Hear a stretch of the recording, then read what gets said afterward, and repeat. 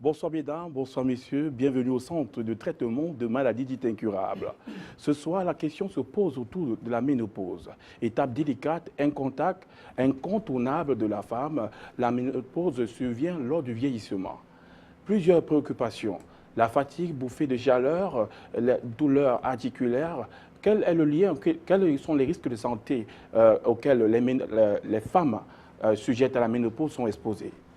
Ces préoccupations exigent l'attention des plus experts que je vais vous présenter. Mais d'abord, la plante qui a été choisie pour ce soir, il s'agit seulement de l'ail. L'ail a de nombreuses vertus étonnantes. Comment peut-on profiter de l'ail? Ce sera avec nos experts, Dr Noumessi. Dr Noumessi, bonsoir et bienvenue. Bonsoir Ulrich, bonsoir à tous les téléspectateurs, bonsoir à mes gosses, bonsoir à tous ceux qui aiment leur corps et qui souhaiteraient bien vivre en bonne santé. Merci. Vous avez à vos côtés Dr Noumessi, le milliard de la santé, Dr Péchi Joseph. Dr Péchi Joseph, vous êtes régulier sur ce plateau. Dr Péchi Joseph, merci de tous les sacrifices que vous consentissez sur ce plateau. Oui, merci monsieur Louis. Bonsoir, n'est-ce pas, aux chers téléspectateurs qui nous regardent en ce moment. Je suis, n'est-ce pas, très fier d'être sur ce plateau comme d'habitude. Vous savez, le thème de ce soir, n'est-ce pas, revêt, n'est-ce pas, des cas, des profils particuliers, d'autant plus que le fruit que l'ail a beaucoup, n'est-ce pas, c'est un arsenal thérapeutique qui fait dans toutes les pathologies. Tout au cours, n'est-ce pas, de l'exposé, nous allons pouvoir, n'est-ce pas, vous énumérer, n'est-ce pas, l'avantage, n'est-ce pas, de ces légumes aromatiques. Merci. Merci, vous faites bien de le signaler, Dr Péchi. Nous parlons ce soir de l'ail. L'ail est plus utilisé comme légume, condiment de cuisine.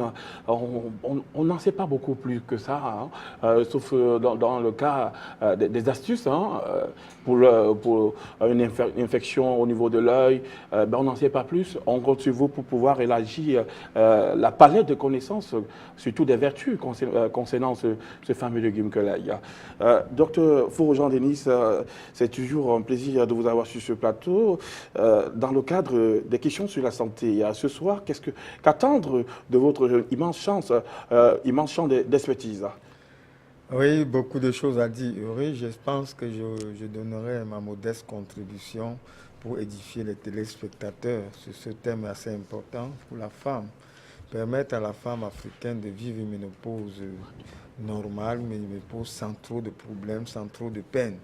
Je voudrais saluer tous les téléspectateurs qui nous regardent à travers le monde. Je pense notamment aux brillantes téléspectateurs du Bénin, de Cotonou. Je pense à cette dame, Madame Lemamou Moulikatou, qui a toute une forteresse de Club Afrique Santé chez elle. Et je voudrais profiter de cette occasion pour dire bonsoir à tous les Béninois, à tous les Maliens et à tous ceux qui nous regardent à travers le monde. Ah ben, il est bien utile et nécessaire de saluer toute la communauté africaine. On ne le cache pas qu'au Bénin, vous avez un pincement pour le béninois, dont vous prenez soin de la santé depuis déjà plus de 5 ans, hein, si je ne me trompe pas des chiffres. Alors, on a avec nous aussi, hein, pour compléter ce quatuor d'experts de l'équipe soignante, là, on a Maître Sadeu. Hein, Maître Sadeu, donc la première intervention est allée au-delà de l'expertise. Hein. Donc l'anté a été très remarquable, concis, précis et surtout avec un argument scientifique poignant. Vous êtes aussi spécialiste hein, en biologie végétale et vous dirigez votre propre laboratoire, le laboratoire des désespérés. L'espoir des désespérés. L'espoir des désespérés. Donc vous apportez l'espoir à travers votre immense champ de connaissances, surtout sur le terrain. Oui, Rich, bonsoir le panel, bonsoir tous et celles qui nous écoutent, n'est-ce pas, et font confiance en nous. Également, je voudrais tirer l'attention de tous nos frères, de toutes nos sœurs, de toutes nos mamans qui nous écoutent maintenant, que l'émission n'est pas pour les femmes déjà ménopausées parce qu'ils ont déjà traversé le cap. Mais l'émission, c'est pour cette jeunesse qui ne comprend rien, qui ne veut rien comprendre. Aujourd'hui, nous voulons apporter une éducation pour qu'au fur et à mesure que ces enfants prennent de l'âge, qu'ils prennent conscience de leur état et qu'ils sachent que la ménopause, tôt ou tard, peut créer un problème. Donc l'accent sera mis plus sur la prévention. Hein. Pour la prochaine génération, hein, le travail se fait maintenant pour éviter de souffrir ou de souffrir moins que la génération qui est déjà concernée par la ménopause. On va prendre ce sujet d'entrée. Nous parlions tantôt de l'ail, ce sera en image. Pourquoi manger 4 gousses d'ail par jour? Pour obtenir tous les bienfaits de l'ail, on peut le hacher et le laisser reposer pour qu'il libère de la lysine au lieu de la détruire. L'ail nous éloigne du médecin. Ce dicton populaire ne peut pas être plus vrai. De nombreuses recherches vantent les vertus de ce super aliment. Et on lui trouve de plus en plus de propriétés, utilisées depuis l'Antiquité par différentes civilisations, et même conseillées par Hippocrate, le père de la médecine. L'ail est très bon pour la santé. Les études récentes affirment que consommer 4 gousses d'ail par jour permet d'éviter de nombreuses maladies. L'ail, ce super aliment, bien qu'ils ne connaissaient pas ses composants, les Grecs utilisaient déjà l'ail pour ses propriétés médicinales. Il appartient à la famille Allium, tout comme l'oignon et le poireau, et contient un composé appelé allicine, qui améliore la santé des personnes qui en consomment assidûment. C'est cette substance qui lui apporte cette odeur si caractéristique également. De même, il nous apporte du manganèse, des vitamines B6 et C, du sélénium et des fibres. Il ne contient pas beaucoup de calories mais de nombreuses protéines. Les propriétés de l'ail. Consommer plusieurs gousses d'ail chaque jour vous aidera à prévenir les affections suivantes. Prévenir la maladie d'Alzheimer, ainsi que les autres maladies dégénératives comme la démence. Cet ingrédient que l'on trouve dans de nombreux plats contient des antioxydants qui évitent l'action destructive des radicaux libres. Il protège le corps des problèmes oxydatifs et de plus, il augmente la quantité des enzymes nettoyantes qui purifient le sang. Réduire le cholestérol. L'ail est recommandé pour les personnes qui ont des forts niveaux de cholestérol LDL et L, ainsi que pour celles qui ont des antécédents cardiaques. De même, il peut éviter les maladies cardiovasculaires, les hémorragies cérébrales, les infarctus et la pression artérielle élevée. Lutter contre les maladies virales. Grâce à l'ail, on peut soulager rapidement le rhume et la douleur de gorge. La durée des symptômes est réduite de 70%. Si vous êtes vulnérable au changement de climat et que vous tombez souvent malade en hiver, n'hésitez pas à en consommer plus.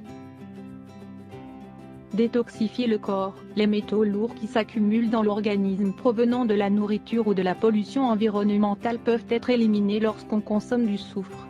L'un des composants de l'ail. Les études réalisées sur des employés d'une usine de batterie exposée au plomb a révélé que cet aliment diminuait la quantité de métal de presque 20%. Cela se répercute également sur les maux de tête et les maladies en général. Améliorer la santé osseuse. Chez les femmes qui sont à l'étape de la ménopause, l'ail réduit les problèmes courants de fragilité des os. Ils affectent la métabolisation d'estrogènes, ce qui pourrait être l'explication scientifique de cette propriété. Améliorer le rendement. Depuis les temps anciens, l'ail est utilisé pour réduire la fatigue et augmenter les capacités des travailleurs. Par exemple, les athlètes olympiques de la Grèce antique en consommaient avant les épreuves. Il permet un meilleur rendement sportif et mental. Autre bienfait, en plus de toutes les vertus précédemment développées, l'ail sert à fluidifier le sang, prévenir le cancer de l'estomac, de l'œsophage et du côlon, améliorer la santé articulaire, par exemple. Docteur Forgeoni, vous êtes hygiéniste, hein, il faut bien le mentionner, vous enseignez à l'université. Donc, je peux présumer que l'ail, hein, vous êtes trop porté sur le bio, l'écologie. Je présume que l'ail fait déjà partie depuis un bon bout de temps, quand même, fait l'objet de l'enseignement à l'université, au campus. Hein. Ah bon, l'ail. On parle de l'ail lors des changements de climat. Bon, ça tombe bien, il fait froid, le changement dans le climat qui concerne l'Afrique. Il y a la saison sèche, la saison pluvieuse qui s'amène dans quelques pays d'Afrique. Pour ce changement de climat, comment utiliser l'ail pour pouvoir faire face aux aléas climatiques? Généralement, l'ail, pour mieux l'utiliser, doit être consommé à l'état cru pour conserver toutes ses propriétés médicinales. Nous conseillons aux malades, même à ceux qui sont bien portants, de consommer régulièrement l'ail à l'état cru. Alors, en période de froid, comme en période sèche, l'ail peut renforcer le système immunitaire, permettre à l'homme de s'adapter au changement climatique et nettoyer complètement le corps. L'ail nous permet d'être le moins malade possible. C'est pour ça que je conseille à tout le monde de consommer une gousse d'ail au moins par jour, de préférence le matin au lever. Donc, pour faire face aux températures parfois extrêmes, on dit en hiver aussi, dans le cas de l'Afrique, de la saison pluvieuse, changement brusque, on passe du soleil au froid, à la pluie. Il faut juste manger une gousse d'ail à jeûne. Oui, à jeûne, de préférence, même au cours des repas, même avant ou après les repas, de préférence, je conseille à mes malades, à mes étudiants de consommer à l'état cru, à jeûne, il n'y a pas de problème. Si on a des problèmes d'ulcère d'estomac, pour certaines personnes, ça peut venir au niveau des ulcères d'estomac, il peut consommer comme crudité pendant les repas. Donc, deux gousses d'ail par jour pour, en plus, nous aider à fluidifier le sang, aussi à être plus résistant face à la baisse des températures. Oui, j'insiste sur l'ail biologique parce que si c'est de l'ail cultivé avec des engrais chimiques, des pesticides de synthèse, il ne porte pas le nom de l'ail. En hygiène, on appelle plus ça l'ail, c'est essentiellement un poison. Ben, nous savons qu'il y a plusieurs espèces d'ail. Il y a des ails de couleur rosée, il y a un peu de couleur plus blanche. Est-ce qu'il y a une spécificité sur l'ail qui est plus curative? L'essentiel est de consommer l'ail de culture biologique sans engrais chimiques, quelle que soit la couleur. Mais si on demandait par exemple au docteur Faux de choisir l'ail, je préférerais la couleur rosée. Bah, une question de couleur, et c'est relatif ou bien ça... Très relatif, très relatif. L'essentiel, c'est la culture biologique, le lieu, la façon de consommer, l'état cru en principe. Et généralement, on a toutes les qualités de l'ail. C'est ça. Mais la couleur rose vous honore. Hein. Mais ça se voit que vous faites un avec votre femme, docteur Faux. Docteur Maître, Maître Sadeu, l'humilité voudrait qu'on dit de vous que vous êtes maître. Mais là, quelle autre capacité en dehors, ou alors en rapport avec ce qui a été dit du reportage, vous louez le plus chez l'ail? L'ail, il faut plutôt regarder la composition. C'est sa composition qui fait de cet aliment qui développe en lui les propriétés pharmacologiques. C'est-à-dire que le ail, riche en acides aminés, le ail, riche en vitamines A, C, B, le ail, riche en cuivre, en fer, en soufre, n'est-ce pas, riche en potassium, en calcium et en phosphore. Maintenant, c'est cette richesse qui caractérise la valeur thérapeutique de l'ail. Or, si cette valeur thérapeutique n'est pas quantifiée, l'ail n'aura pas cette valeur qu'on recherche. Or, à consommer, comme on a indiqué, 4 gousses d'ail par jour, ça fait partie de l'expérience, mais l'ail bio, c'est le meilleur. En dehors d'un ail bio, on ne trouve pas ce que l'ail cultivé avec les produits chimiques peut apporter, sinon aggraver simplement la situation de l'homme. Et il faudrait, parce que ici, sur le panel, on n'est pas en train de vouloir indiquer, n'est-ce pas, un aliment qui doit aller faire traiter des maladies. Non, une maladie est un complexe. Et il faut avoir des complexes pour traiter une maladie. Que le commun du mortel qui nous écoute maintenant ne parte pas essayer d'utiliser le l'ail n'importe comment. Parce que c'est son état de santé qui en dépend. Il peut être en train de souffrir d'un ulcère. C'est ça. La consommation de cet ail à jeûne doit créer le problème avec, n'est-ce pas, le soufre qui se trouve dans le ail. Ce qui fait, vous devez écoutez, savoir qu'à côté, il y a quelque chose de capital, mais aller vers les gens qui ont les droits autorisés pour faire une bonne quantification, ce qui va vous permettre de consommer votre ail sans problème. Vous parliez des experts, hein, vous êtes là. La bonne charité commençant par soi-même, chacun de vos experts ici, et je pense à la régie, hein, qui est très attentionnée sur ce détail. Les numéros seront affichés pour chacun de vous. Donc, pour appliquer votre conseil, il y a juste à composer le numéro pour pouvoir faire un bilan complet de votre santé afin de savoir quel usage de d'ail il faut faire. Alors, docteur Nomessi, je commence à prendre plaisir avec vos sens de la formule, terre à terre, le milieu de la santé. L'ail, si j'ai mal aux os, on a parlé tantôt de l'ostéoporose, on en vient à la ménopause. Mal d'eau, les faiblesses articulaires, comment utiliser l'ail? On sait bien qu'il y a l'ail, on connaît déjà quelle qualité d'ail il faut utiliser, mais comment l'utiliser de manière à se soulager des faiblesses articulaires pour des sportifs aussi. Mon cher Ulrich, je ne pense pas que je vais changer la proposition de Jacques faite parce que c'est la meilleure. Et c'est la meilleure, elle est préventive. Ce n'est pas pour soigner, mais elle aide déjà tout le corps à bien gagner par rapport à la défense immunitaire, par rapport aux globules, par rapport à beaucoup d'autres, aux oxygènes, je veux dire, dans l'ensemble de ce qui peut être bénéfique pour la personne qui souhaiterait vraiment vivre en bonne santé. Vous savez, quand je dis bien, en consommant ça de manière préventive, même si on prend les 4 gousses d'ail par jour, c'est juste parce que cela améliore l'ensemble. Non seulement c'est un purificateur sanguin, non seulement l'ail renforce la défense immunitaire, non seulement l'ail travaille sur l'ostéoporose, non seulement l'ail travaille aussi sur les cas de sinusite, d'asthme. Donc, en fait, ses vertus sont tellement grandes. Rassurez-nous, docteur Nomessi, c'est plusieurs vertus que contient l'ail. Là, il faut préciser, c'est en raison de 4 gousses d'ail par jour, uniquement en suivant cette posologie, cette voie d'administration, qu'on en vient à bout de tous ces mots. Oui, Richard, on ne peut pas le prendre en abus, ce ne serait pas bien pour ça. 4 gousses de l'ail, ça suffit. Et pour ceux qui, comme les collègues, comme on a parlé ici, pour ceux qui consommeraient, ayant des problèmes au niveau de l'estomac, il faut qu'ils fassent attention. Donc c'est pour cette raison qu'on dit, que je disais tout à l'heure, je ne peux pas changer déjà ce qui est dit. 4 gousses sont largement suffisants pour quelqu'un qui, loin d'être un sportif, a besoin d'avoir une bonne santé interne.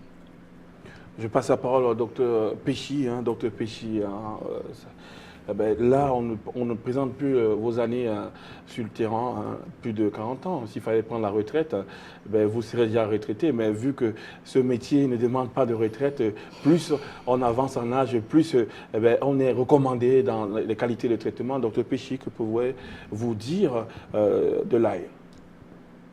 L'ail, justement, c'est un légume thérapeutique qui possède, n'est-ce pas, des vertus antioxydantes, voilà, des vertus anticancérigènes, des vertus anti-anémiques, des vertus, n'est-ce pas, hypoglycémiantes, des vertus cicatrisationnelles, des vertus broncho-pulmonaires, un peu, ça travaille au niveau de tous les organes et de toutes les cellules. Alors, il faut justement noter que l'ail, cet ail est également riche en vitamines A, B, C, D, E, et puis également riche en vitamines B6 et B12, en acide folique et en folate. Alors, des minéraux aussi y sont contenus, tels que le calcium++, qui est d'abord très important, le magnésium++, le potassium, également beaucoup d'autres. Alors, il faut noter qu'il est conseillé, par exemple, aux jeunes femmes ou bien aux jeunes filles de pouvoir, n'est-ce pas, consommer les aliments ou bien les aliments en mettant, n'est-ce pas, beaucoup d'ail pour ne pas souffrir plus tard, pour ne pas tomber dans le contre-coup de la ménopause. Ou peut-être durant la période de la ménopause, souffrir de bouffées de chaleur et de l'ostéoporose, qui est une maladie décalcifiante et qui, n'est-ce pas, pose d'énormes problèmes à l'âge âgé. Et voilà ce que je peux dire de l'ail dans un premier temps. Et rassurez-nous, hein, si vous pratiquez ce que vous dites, vous êtes un grand consommateur. Votre secret de longévité, docteur Péchi, vous consommez de l'ail? Oui, je consomme beaucoup. Je te recommande d'abord à la dame, n'est-ce pas, de mettre beaucoup d'ail dans les aliments. Et puis, je consomme aussi sous forme d'ail cru pour pouvoir, n'est-ce pas, retrouver mon énergie et toute la journée. Ben, là, je peux confirmer, hein, si on veut bien me prendre pour témoin, vous montez l'escalier hein, jusqu'à cette hauteur, là, tout seul, sans aide et sans prendre l'appui sur la rampe et l'escalier. Donc, pour tous ceux qui voulaient vivre longtemps et fort, ben, vous remettez aux mains ou bien à l'entier attention de l'ail. Docteur Fauchon-Denis, hein, vous donnez des conférences sur la désintoxication liée au tabagisme, liée à l'alcool. Hein, vous faites des conférences là-dessus. Ben, là, on parle dans le reportage des métaux lourds. Hein. On sait bien que dans les chantiers en construction, ben, dans les cimenteries, hein, dans les chantiers routiers, il y a beaucoup de... même dans la construction, la fabrication des verres, il y a beaucoup de métaux qu'on inhale. Hein, ces travailleurs de la route, ces techniciens, les métaux lourds. Ben, avec l'ail, est-ce qu'on peut se désintoxiquer de tous ces métaux? Parce généralement, on a recours à la boisson, notamment le lait. Non, généralement, nous conseillons aux malades de prendre l'ail de façon très régulière.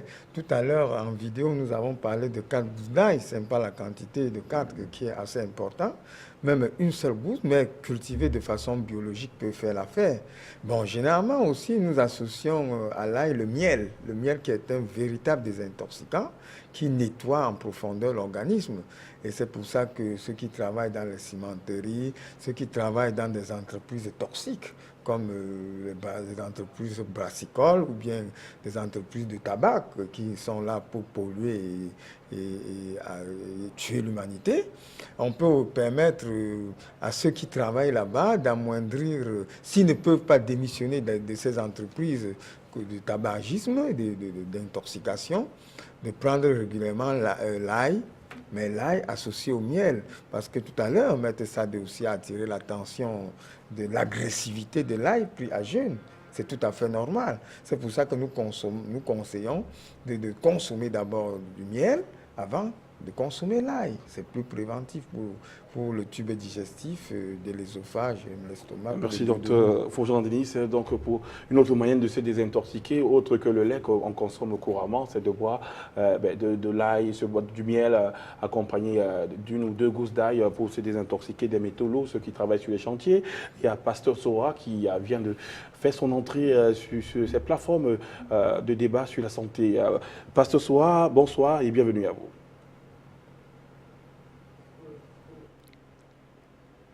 Pasteur Soa est toujours en attente. On disait tantôt, Maître Sade, hein, déjà là, il y a ce cliché, il y a les préjugés qui existent, hein, vraiment, des préjugés très durs sur l'ail. Parce qu'il faut savoir que une gousse d'ail dans la bouche, ce n'est pas un bonbon qui est dans la bouche. C'est assez agressif, hein, comme le mentionnait tantôt le docteur Fauchon-Denis. Et aussi, quand on en abuse, pour avoir fait cette expérience, le premier jour, deuxième, troisième, pour pouvoir perdre des kilos ou bien se débarrasser de mauvais cholestérol au niveau des artères. J'ai moi-même fait l'expérience. Le troisième jour, ça commence à être très critique pour l'estomac. Ça agresse l'estomac. Ce qui est censé venir à bout des ulcères d'estomac, maintenant provoque lorsqu'on en abuse, docteur Maître Sade. Oui, mais je pense que consommer l'ail dans un cadre bien déterminé protège l'organisme. Associer l'ail à quelque chose d'autre synergique aide l'organisme à se réveiller. Or, en consommant l'ail cru seul, la probabilité tend vers un qu'à la fin, on n'achève même pas la cure. Parce que le produit soufflé que contient l'ail agresse le corps. Les indications sont énormes. Ces indications sont énormes à cause de le potassium qui joue un rôle capital, le calcium qui joue un rôle capital, le soufre qui joue un rôle capital, le phosphore qui joue un rôle capital dans l'organisme. Si on s'en tient à ces éléments-là, l'ail a sa place dans l'organisme et pour la santé. Mais il faut l'associer pour l'empêcher d'agresser l'organisme. Le miel est bien cité parce que c'est naturel.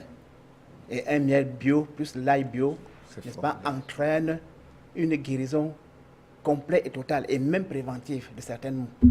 Donc il est plus conseillé d'utiliser l'ail en association avec du miel pour non seulement réduire son agressivité aussi, pour se débarrasser de l'odeur. Une fois qu'on a pris de l'ail, la causerie devient très parfumée avec son interlocuteur. Oui. Donc avec le miel, on évite cela. Oui, avec le miel est d'abord riche en tous les éléments que le ail contient. Donc il y a une association de ces éléments-là qui cohabitent, progressent ensemble pour donner un résultat parfait pour pour la santé. Nous n'avons pas pu, et nous ne pouvons pas peut-être signaler, vous avez parlé de l'ostéoporose, c'est-à-dire la faiblesse des os, vous avez parlé de la tension, vous avez parlé de tout cela, mais je dis simplement qu'il faut l'associer à quelque chose parce qu'une cure normale, vous ne pouvez pas achever. Merci ce détail, Mensa 2. Nous avons Mensa qui appelle du Togo. Mensa, bonsoir et bienvenue sur cette plateforme de débat de santé. Oui, bonsoir très chers panélistes d'Afrique Médine. Comme d'habitude, vous êtes encore très excellent ce soir. Et c'est pour apporter ma petite contribution à votre émission. Moi qui vous appelle, je fais attention à tout ce que je mange. Et ça fait près de 25 ans que je ne connais pas un produit bleu. Et c'était une fois que j'avais souffert de parure. Et c'est à cette occasion que j'avais connu le prud'homme. Donc, je fais attention à ma santé. Votre émission m'a renforcé. Et je pense que votre boulot est d'une valeur inestimable.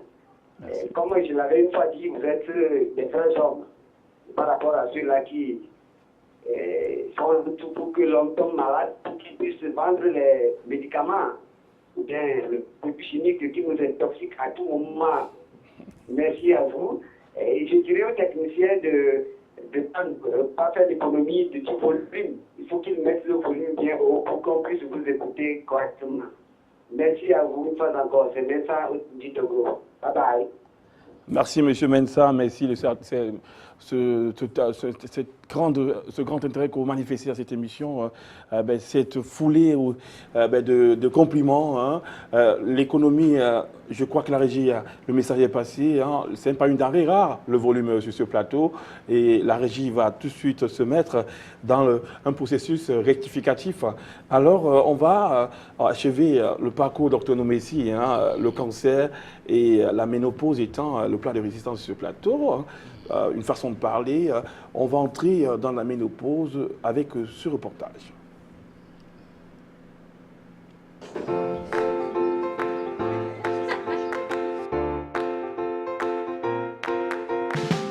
J'ai été ménopausée à l'âge de 47 ans. Bizarrement, j'ai rien ressenti au moment où mes règles se sont arrêtées. Ça s'est arrêté vraiment du jour au lendemain. Et puis, ce qui s'est passé, c'est que dans les mois qui ont suivi la ménopause, je me suis sentie pas très bien. J'avais énormément de vapeur, surtout la nuit.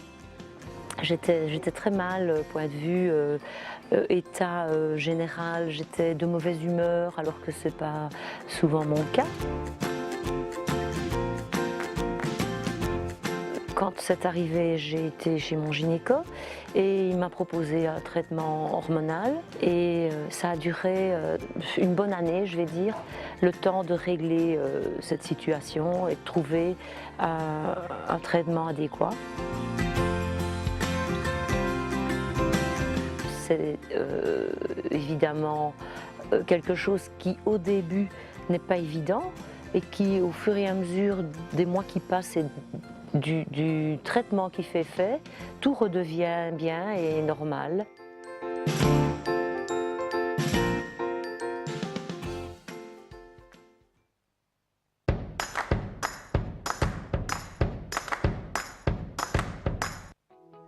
La ménopause, c'est l'affaire de chacune d'entre nous. Mais pour bien comprendre ce qui se passe au moment de la ménopause, il faut s'intéresser à l'avant-ménopause.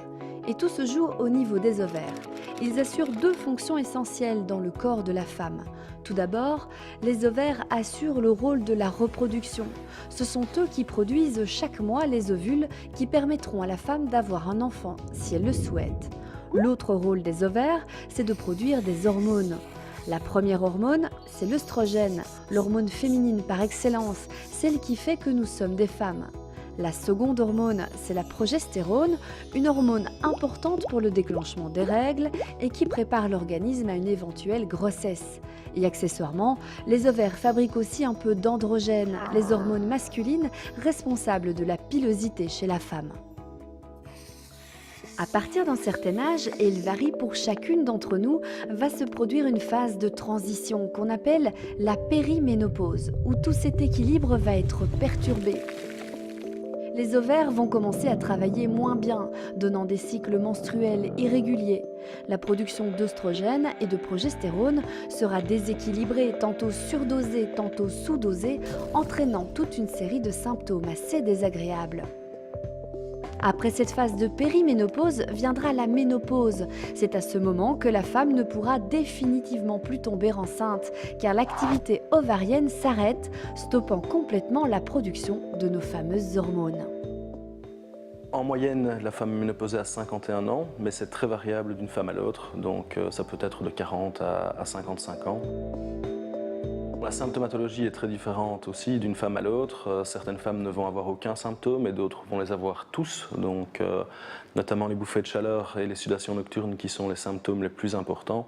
On va dire que plus ou moins 60 à 70% des femmes en ont et 30% n'en auront jamais. Donc les questions principales que se posent les femmes ménopausées, c'est bien sûr par rapport à la symptomatologie, donc aux symptômes qu'elles risquent d'avoir, par rapport à la libido, parce que le déficit hormonal diminue la libido, donne des problèmes de sécheresse vaginale. Par rapport au vieillissement, est-ce qu'elles vont vieillir plus vite? Le vieillissement notamment cutané, la perte des cheveux ou la prise de poids. Donc la prise de poids qui, on sait bien, survient souvent dans cette période parce que, outre le fait qu'à la ménopause, on peut avoir une répartition différente du tissu graisseux, on a aussi une diminution du métabolisme avec une prise de poids plus importante. Même si nous ne sommes pas toutes logées à la même enseigne, les symptômes de la ménopause, tout le monde connaît. Prise de poids, bouffée de chaleur, gonflement, tension dans les seins, changement d'humeur, en bref, la ménopause peut faire peur. Heureusement, il est possible de traiter chacun de ces symptômes indépendamment. C'est ce que l'on appelle le traitement symptomatique. Une fois que la ménopause est installée, il est possible d'envisager un traitement plus global si le besoin s'en fait sentir. C'est le traitement hormonal de substitution. On est déjà là dans la phase de traitement. Voilà un bref condensé de ce que c'est que la ménopause et comment la prévenir ou la traiter. Docteur Faurzan-Denis, sur cette ménopause, on a du mal à distinguer lorsqu'on approche les 40 ans. Est-ce qu'une absence de règles forcément pendant, puisqu'il y a des sujets qui souffrent de l'aménorrhée prolongée, donc l'absence de règles, comment définir, comment savoir exactement qu'on est déjà en pleine ménopause, parce que ça peut survenir à 40 ans, ça peut survenir entre 45 et 50 ans. Il y a même des ménopauses qui surviennent à l'âge de 35 ans, voire 32 ans. Il y a des étudiants qui aujourd'hui ont 33 ans qui sont ménopausés, c'est-à-dire qu'elles n'ont plus de règles depuis plus de 12 mois. Mais généralement, la ménopause intervient à l'âge de 40 ans pour les femmes qui ont atteint la quarantaine.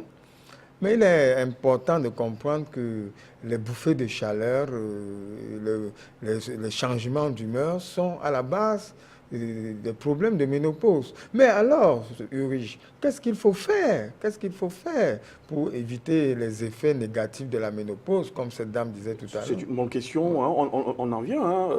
Comment il faut faire pour éviter peut-être des bouffées de chaleur? Mais je veux savoir, parce que le retard des règles prolongées, est-ce que cela ne peut pas prêter à l'amalgame, la confusion à la ménopause? Qu'est-ce qui définit particulièrement ces ménopauses? Est-ce la durée de l'absence des règles et Et quelle durée on doit, à partir de quelle durée il faut noter que ben là, on est dans la ménopause? Déjà, quand on a atteint 40 ans, si déjà on a fait 1 an, c'est-à-dire un peu plus de 12 mois, sans règles, on peut soupçonner la ménopause, on peut penser à la ménopause. Mais il faut faire aussi attention parce que des cures de radiothérapie, de chimiothérapie peuvent rendre les règles irrégulières, voire absentes. Donc c'est quand les règles sont au-delà, quand il y a absence de règles au-delà de 12 mois, on peut parler de la ménopause.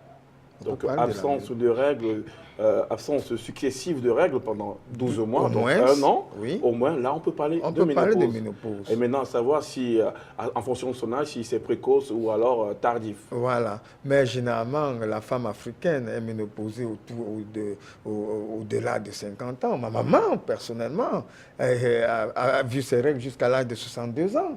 Mais quel était le secret de ma mère qui a aujourd'hui 70 ans, elle ne connaît pas de problème de ménopause. Ben, je comprends toute votre joie si vous êtes le dernier né. Hein?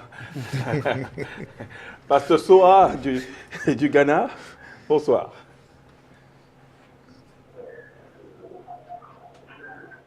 Ouais, bonsoir Église, bonsoir le panel, bonsoir Kélaga, avec vous. Qui a plus et le réseau de ces problèmes. Là, je pense que la technique, pour moi, plus tout, des préoccupations intervenues, des questions sont plus agressées aux questions-là. C'est-à-dire, la première question, là, quelle est maladie et là, exactement? Quelle est la maladie que là, exactement? Et est-ce que l'ail aussi est un antibiotique naturel? Et comment on doit vraiment l'utiliser? Comment on doit utiliser l'ail? Parce qu'on nous a dit que l'ail est un antibiotique et l'oignon. Et on peut écraser l'oignon et tout bois. Mais tout ça, comment on peut l'utiliser? Et qu'est-ce que ça traite? Quelles sont les maladies exactes que ça traite? Voici mes préoccupations. Solution de solution, des façons de tout de Merci. Merci, Pasteur Soa, de cette préoccupation, de cette intervention est tout à fait salutaire. On est sur Screamim, cette émission sera placée sur Screamim. Vous pourrez aller sur les sites, les moteurs de recherche, vous trouverez cette émission. On a pris au début de l'émission le temps de donner assez de vertus de l'ail. Chaque maladie a été ici énoncée, ostéoporose, douleur articulaire, comment soulager ce mal. On n'a pas parlé de traitement complet parce que pour parler de traitement, il faut d'abord faire un bilan de santé pour savoir où vous en êtes avant de prescrire cette ail. Mais on peut utiliser une astuce pour se soulager. Je crois que l'essentiel a été dit. S'il faut rajouter quelque chose, donc Maître Sade, sur l'ail, ou alors un bref résumé. Moi, je ne suis pas un adepte de prescription des produits pour des traitements sur un plateau. On a déjà donné des indications et il faudrait qu'ils s'en tiennent à ces indications-là. On ne peut plus rien ajouter. Voilà qui corrobore mes pensées, Maître Sade, merci. Donc j'espère que le pasteur Soa prendra cette information convenablement. On continue notre course sur la ménopause. La ménopause, Dr Péchi, Dr Péchi, c'est la ménopause. Peut-être on va rappeler les signes. Une fois qu'on a fait, on note qu'on n'a pas ces règles, on va le dire de cette manière pendant 12 mois. Il faut savoir que c'est la ménopause qui toque à notre porte. Quels sont les signes les plus notoires?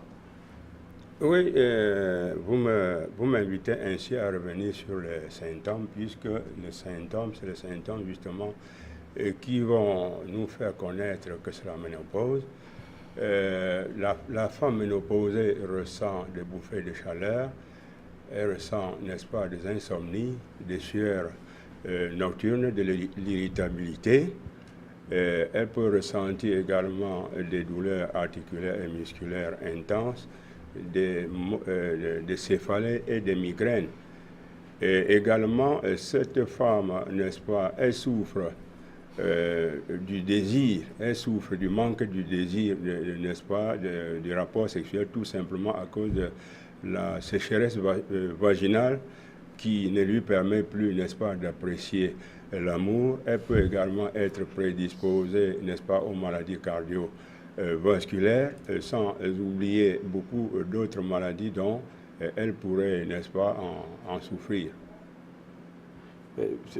C'est un côté, vous relevez ce côté un peu dangereux de cette ménopause. La ménopause combattrait, serait un opposant de l'amour. Peut-être, docteur Péchy, vous aurez le temps de rebondir là-dessus, cette phase de dépréciation de l'amour, entre guillemets, selon vos propos. Docteur Noumessi, on a parlé, on parlait tantôt à la première édition précédente de l'obésité. Mais obésité... dans mes recherches, semblerait-il que l'obésité retarde la survenue de la ménopause.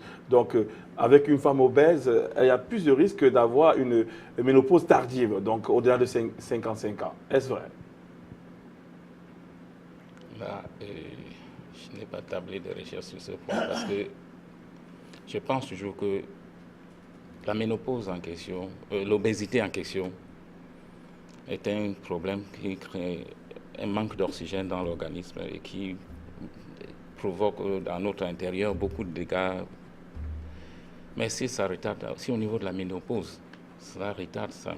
Bon, ok, bon. Il est vrai, moi je dis, tout dépend de ce que les gens consomment. Tout dépend aussi du comportement de cette femme. Donc je veux dire, si elle est très... Des femmes amoureuses, il y a des femmes amoureuses qui, de temps en temps, elles essayent de mettre leur corps en fait, au plaisir. Et puis, dans cette position, elles font des efforts. En fait, dans ces efforts, il y a, je pense que tout le fonctionnement naturel du corps se manifeste en sa faveur. Mais je n'ai pas fait franchement des recherches pour savoir si une femme obèse peut avoir une ménopause tardive. Donc, l'essentiel, la trame de votre propos, c'est la ménopause, l'amour ne connaît pas d'âge. La ménopause ne saurait être un obstacle à l'amour. Il y a des moyens de pouvoir alléger ces nobles tâches, ce noble plaisir, même pas tâche. La paix qui vient du Cameroun, bonsoir. Bonsoir. Bonsoir, monsieur. Bonsoir, Italien. Bonsoir à vous. Bonjour, oui, je voudrais savoir parce que j'ai eu la ménopause à 32 ans dû à un cancer de l'utérus où on enlevait l'utérus, les ovaires et les trompes. Aujourd'hui, j'ai 55 ans, mais depuis un certain moment, je ne me sens pas très bien. Et je voudrais savoir par rapport à la consommation de l'ail, si on pourrait découper en morceaux et avaler comme des comprimés, parce que c'est difficile de mâcher.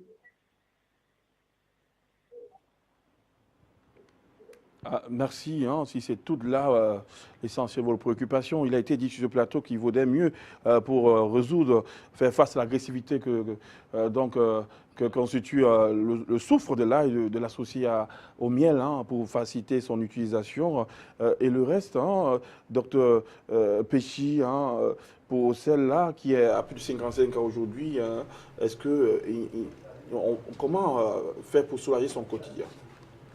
En utilisant l'ail, bien sûr. Oui, en utilisant l'ail, mais surtout en utilisant le soja. Le soja qui est riche en phytoestrogènes. Il y a le soja, il y a l'igname. Je conseillerais à cette téléspectatrice de consommer régulièrement le soja. Il y a l'igname, il y a les fleurs d'hibiscus, les fleurs rouges de l'hibiscus.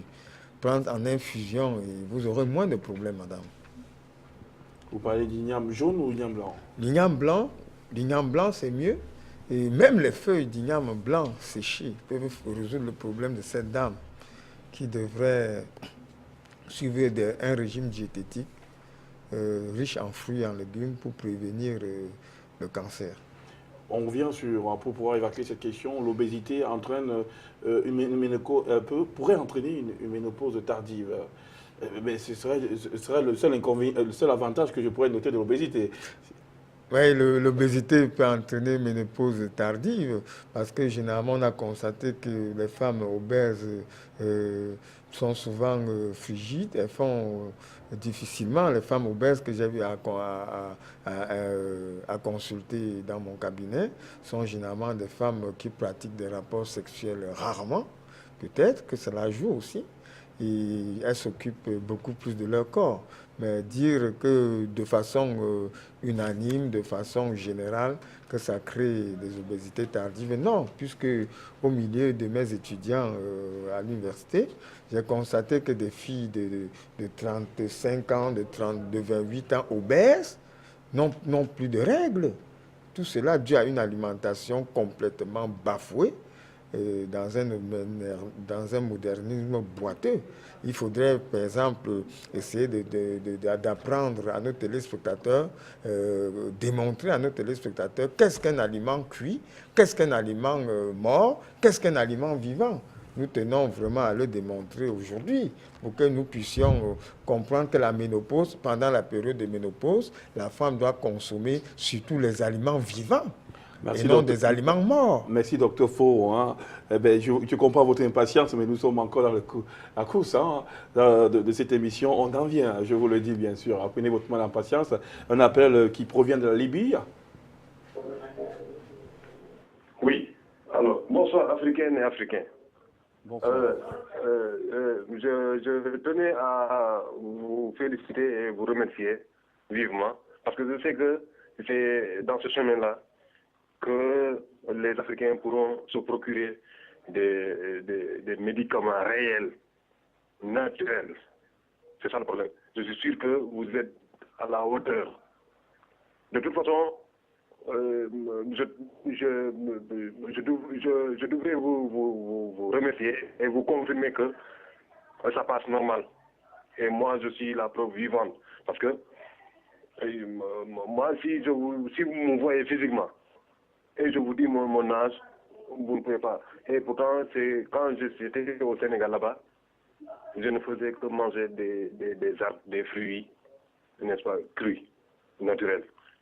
C'est ce qui me pousse, c'est cet argument-là qui me pousse à savoir l'importance de ce que vous dites. Et le problème, c'est que il y aura un impact au niveau de la société africaine. Mais au-delà de cela, je tenais à vous appeler pour profiter de vos antennes et vraiment de votre magnifique du travail que vous faites, pour présenter mes sincères condoléances aux familles des victimes de l'incendie qui s'est produit à Kolda, dans ma région naturelle, dans ma région natale. Alors, tous ces victimes-là, que leur père soit légère, il est irradieux. Donc, nous tous nous sommes appelés à y passer. Mais je tenais à... Merci, hein, une pensée pieuse pour cet accident qui s'est produit. Vraiment, votre attention donne tout le sentiment de solidarité attaché à cette télévision panafricaine.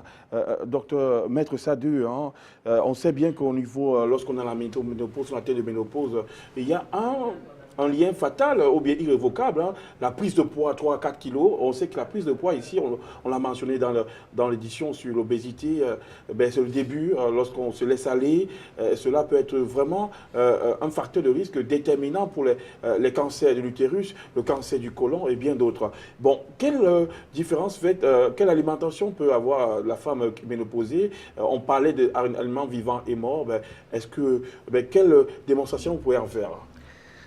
Merci. Bon, avant de répondre à la question, je voudrais restituer quelque chose. Ça veut dire que quand nous parlons de ménopause, il faut comprendre qu'il y a la ménopause, n'est-ce pas, avec une malformation congénitale appelée aplasie de l'utérus. Et il y a la ménopause artificielle qui peut être causée par l'ablation des ovaires. Et il y a la ménopause précoce qui peut être causée par l'alimentation. Et il y a la ménopause proprement dite, qui est un processus physiologique. Donc, pour répondre à la question, il faut mettre les aliments devant soi.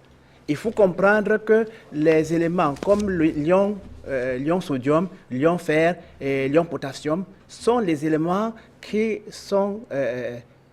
appartiennent aux cellules cancérigènes.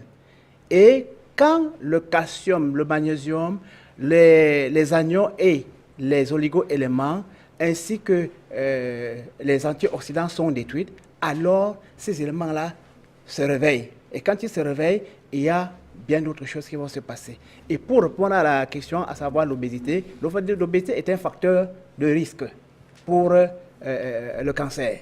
C'est un facteur de risque. Donc, en dehors de... Docteur Metsadeu, hein, là, pour circonscrire plus, hein, l'aliment, peut-être ce sera le cours de notre mission, hein, le temps de prendre la gorge. Hein, docteur Péchi, docteur Jean-Denis, aliment vivant, aliment mort pour une femme dans la ménopause, ça constitue quoi? Mais déjà, quand vous atteignez un certain âge, déjà quand vous préparez une nourriture, vous préparez un fruit, vous préparez un légume, vous tuez le légume.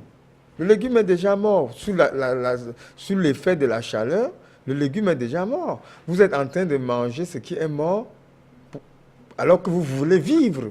C'est pour ça que nous disons que la femme ménopausée doit plutôt chercher des aliments qui ont la vie et non des aliments morts.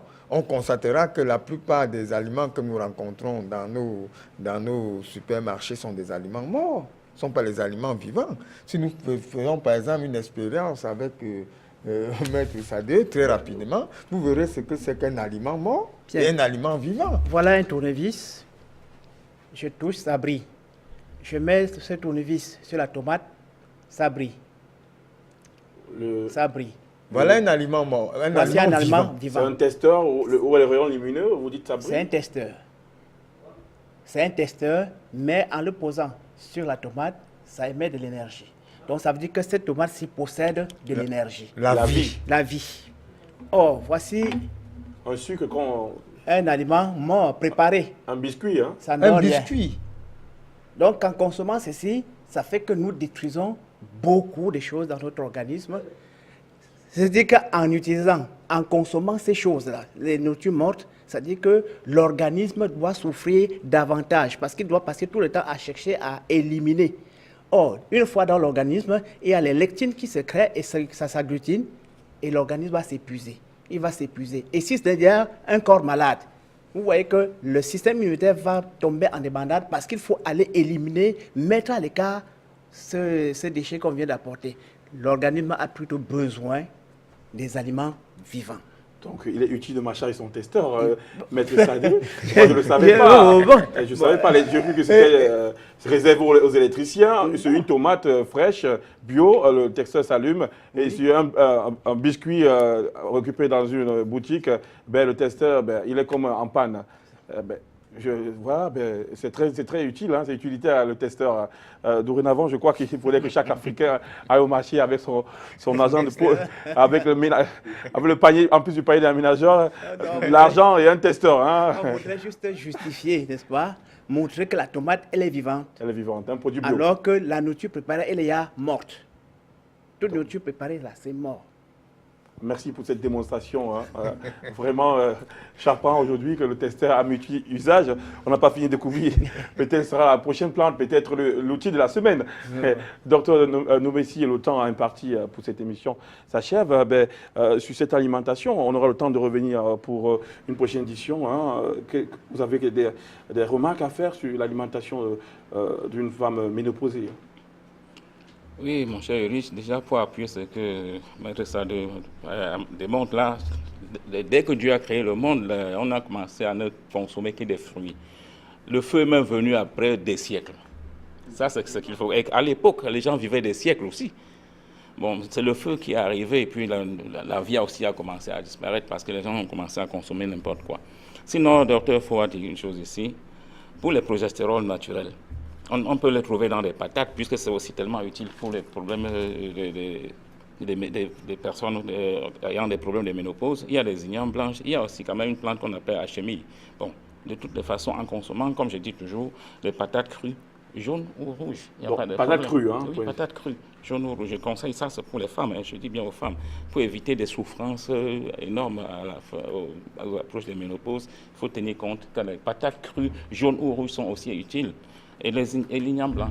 L'igname blanc. Voilà. Docteur Péchi, au niveau bouffée de chaleur, il nous reste qu'une graine de minutes. Hein. Au niveau des bouffées de chaleur, c'est aussi associé à la ménopause. Hein.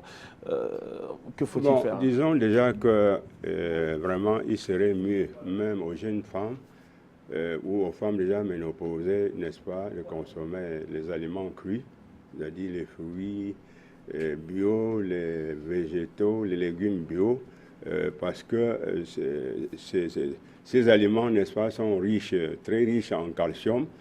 Et là, lorsque on consomme, n'est-ce pas, les aliments très riches en calcium, ça pourrait prévoir, n'est-ce pas, au niveau de l'organisme, la minéralisation, justement, des os chez ces femmes ménopausées qui en souffrent de l'ostéoporose. Merci.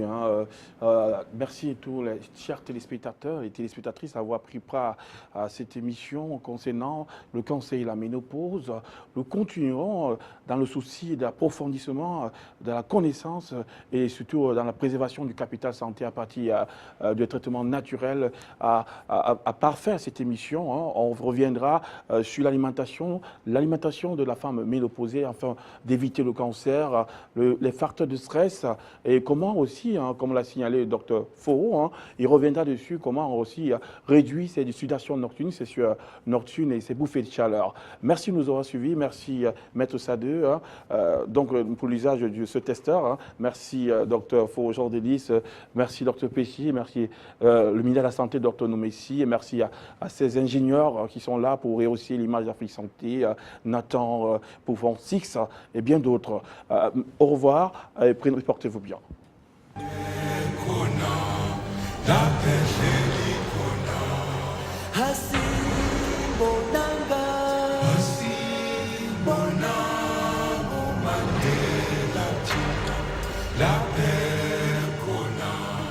La paix